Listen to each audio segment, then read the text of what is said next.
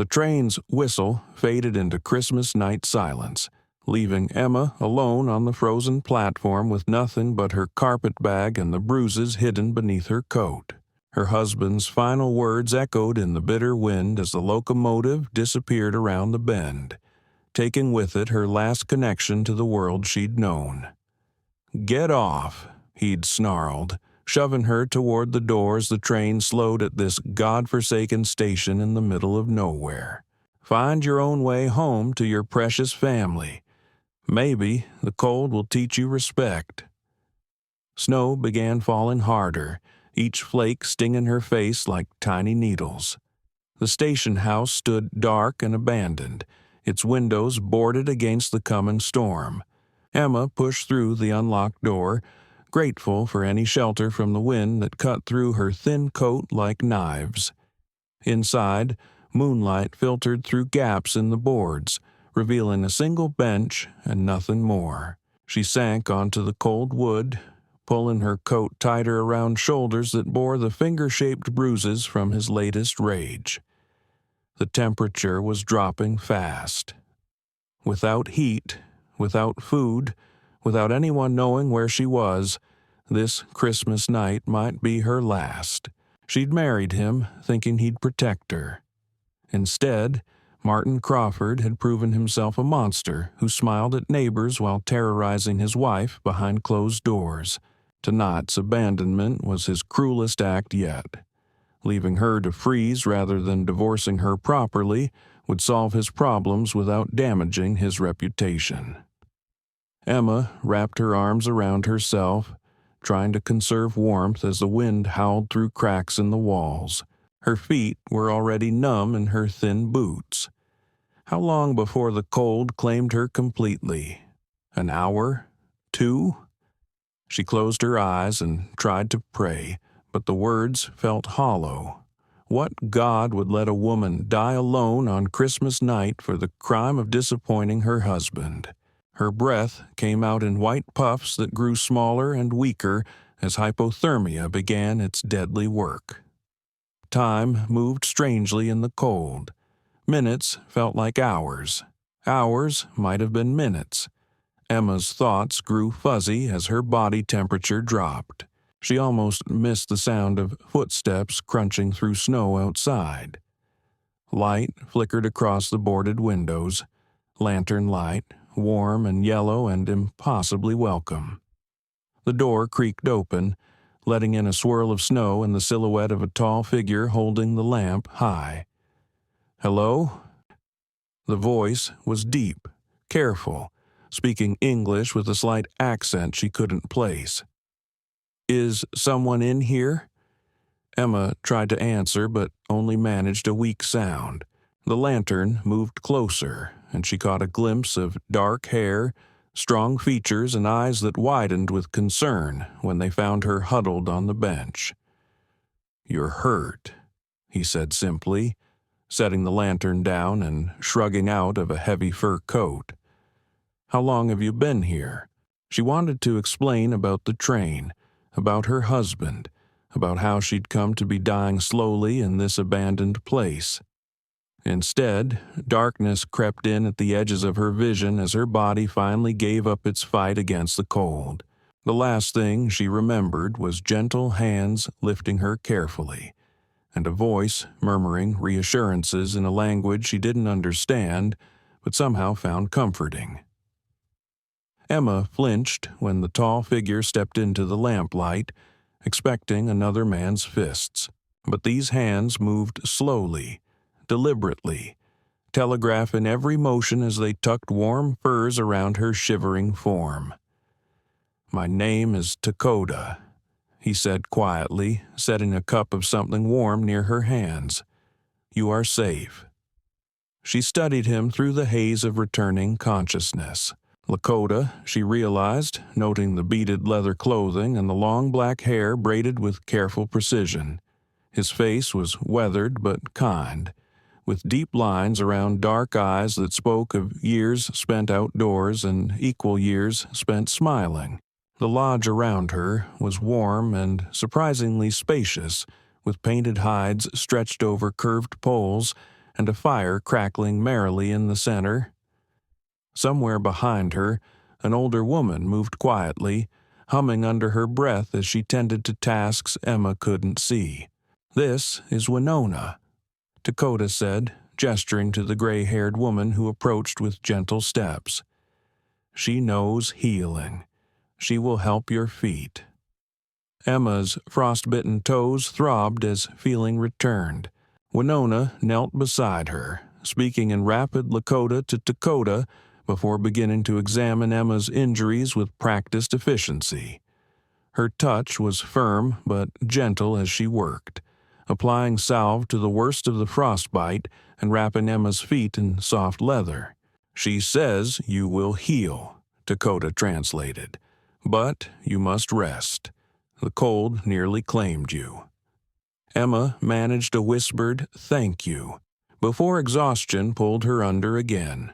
When she woke hours later, it was to find fresh wood on the fire and a bowl of rich stew waiting beside her makeshift bed. Dakota sat across the lodge, carefully repairing what looked like a leather bridle, giving her space while remaining close enough to help if needed. She ate slowly, testing her body's responses. The frostbite burned, but Winona's treatment had clearly worked. Her core temperature felt normal again, and the terrible bone-deep cold had finally retreated. "The storm has passed," Dakota said without looking up from his work, "but the snow is deep. Travel will be difficult for several days." Emma nodded, unsure whether to feel grateful or terrified. In her experience, being trapped with a man meant danger. But something about Dakota's careful distance, his respectful tone, made her think this situation might be different. As night fell, he spread his own bedroll on the opposite side of the fire and turned his back to give her privacy, while she settled beneath the warm furs. Even in sleep, he maintained the careful distance he'd established, never moving closer than the fire that stood between them. For the first time in months, Emma slept without fear. 3 days passed before Emma stopped jumping every time Dakota moved near the fire. On the 4th morning, she managed to meet his eyes when he offered her breakfast, and on the 5th, she found courage to speak beyond simple thank yous. "Why did you help me?" she asked as they shared the evening meal. "You don't know me, don't know what I've done." Dakota considered this, poking at the fire with a long stick. "I know you were left to die on Christmas night. I know someone hurt you badly enough that you expect pain from every man you meet. That is enough to know." His words were simple, but cut straight to the truth. Emma studied his profile in the firelight, noting the strong jaw and high cheekbones that spoke of proud heritage. Everything about him suggested strength, yet he'd shown her nothing but careful gentleness. "Winona says I should teach you our words," he continued. "Would you like to learn?" Learning gave them something safe to focus on during the long winter evenings. Dakota would point to objects around the lodge and speak their names in Lakota, then listen patiently as Emma attempted to repeat them. When she struggled with pronunciation, he'd demonstrate again without showing frustration. "Peta," he said, gesturing toward the fire. "Peta," Emma attempted, earning an approving nod. "Mani," he continued, indicating the water vessel. She found herself looking forward to these lessons, to the quiet way he corrected her mistakes and praised her progress. His voice held a warmth that made her feel accomplished rather than stupid, a sensation so foreign after years of Martin's cutting criticisms that it nearly brought tears to her eyes. Sometimes he would share stories of his people, speaking of seasonal migrations and ancient traditions with the reverence of someone who understood their value. Emma found herself drawn into tales of brave hunters and wise grandmothers, of spirits that lived in rivers and winds that carried messages between loved ones. "Your people have beautiful stories," she said one evening after he'd finished describing a ceremony honoring the return of spring. "All people have beautiful stories," Dakota replied. "Even you, though perhaps yours feels dark now. Darkness passes. Spring always returns." That night, when he settled into his usual place across the fire, Emma realized she was no longer measuring the distance between them for safety. Instead, she was noticing how the flames caught the copper highlights in his black hair, how his presence filled the space with quiet strength rather than threatening energy. The change in her own reactions surprised her. For so long, she'd associated masculine presence with danger. But Dakota's careful respect was teaching her that not all men use their strength as weapons. When Winona gestured for her to sit closer to the fire's warmth, Emma found herself moving nearer to where Dakota worked on carving what looked like a small wooden horse, close enough to see the careful detail of his work, close enough to catch the faint scent of leather and winter air that clung to his clothing, close enough to realize that what she'd taken for simple gratitude was beginning to transform into something deeper and infinitely more complex. The sound of approaching horses made Emma's blood freeze. She knew that angry shout belonged to her husband. Through the lodge's entrance, she could see Martin Crawford dismounting with 3 other men, their faces hard with determination and cold. "Emma!" Martin's voice cracked like a whip across the winter air. "I know you're in there, you ungrateful witch. Come out now and we can forget this foolishness." Dakota rose smoothly from where he'd been sharpening his knife, every line of his body alert but controlled. "Stay behind me," he murmured to Emma, who had gone pale as fresh snow. "I said, come out," Martin bellowed. "That's my wife you've got in there, and I'll have her back or there'll be trouble." Emma's whole body trembled as Dakota stepped through the lodge entrance, moving with the fluid grace of a natural warrior. She could see him through the gap, standing relaxed but ready, his presence somehow making Martin's bluster seem petty and small. "The woman is under my protection," Dakota said, his voice carrying clearly in the cold air. "She stays willingly." "Protection?" Martin laughed harshly. "From what? I'm her husband. She belongs to me. No person belongs to another." The simple statement hung in the air like a challenge. Emma watched through the lodge flap as Martin's face darkened with the familiar rage that had terrorized her for 2 years. She knew that look, knew the violence that would follow. But instead of the explosion she expected, Martin found himself facing not just Dakota, but 4 Lakota warriors who had materialized silently from the surrounding lodges. They said nothing, did nothing threatening, but their presence spoke volumes about the consequences of making trouble here.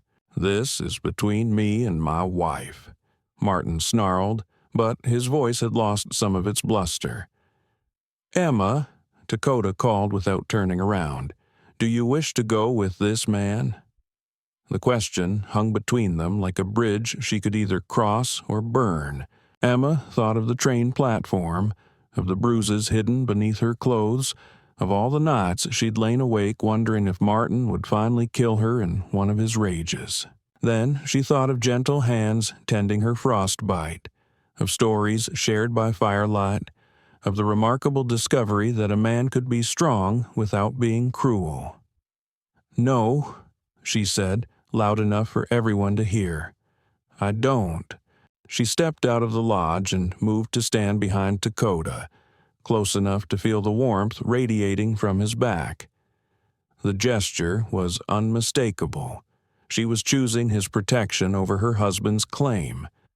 Martin's face went purple with rage. "You can't do this. She's my legal wife." "She's a human being, with the right to choose where she lives and with whom," Dakota replied calmly. she has chosen. For a moment, Emma thought Martin might order his men to attack regardless of the odds, but even he wasn't fool enough to start a fight he couldn't win, especially not with winter closing in and no clear way to get her out of Lakota territory alive. "This isn't over," he spat, remounting his horse with jerky, angry movements. "Yes," Dakota said quietly, "it is." When her husband's men finally rode away defeated, Emma felt something she'd forgotten existed. Hope. The sound of hoofbeats faded into distance, taking with them the last chains that bound her to a life of fear and pain. Dakota turned to face her, his dark eyes searching her face with gentle concern. "Are you hurt?" Emma shook her head, though she was trembling from more than cold. "I thought he'd try to take me by force. He knew better. My people protect those who seek protection." His voice held quiet certainty. "But the choice to stay must be freely made, not from fear of him, but from wanting to be here." The distinction mattered more than Emma could express. All her life, she'd moved from one man's authority to another, father to husband, never choosing her own path. The idea that she could decide her own fate felt as foreign as the Lakota words she'd been learning. That night, as they sat by the fire sharing the evening meal, Emma found words she'd never expected to speak. "I was 17 when my father arranged my marriage to Martin," she began, her voice barely above a whisper. "I thought I was so lucky. Martin was successful, well respected in town. I believed he'd take care of me."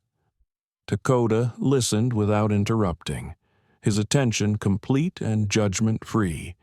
"The first time he hit me was 3 days after our wedding. I'd burned his dinner."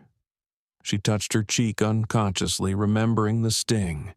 "He cried afterward, said he was sorry, promised it would never happen again.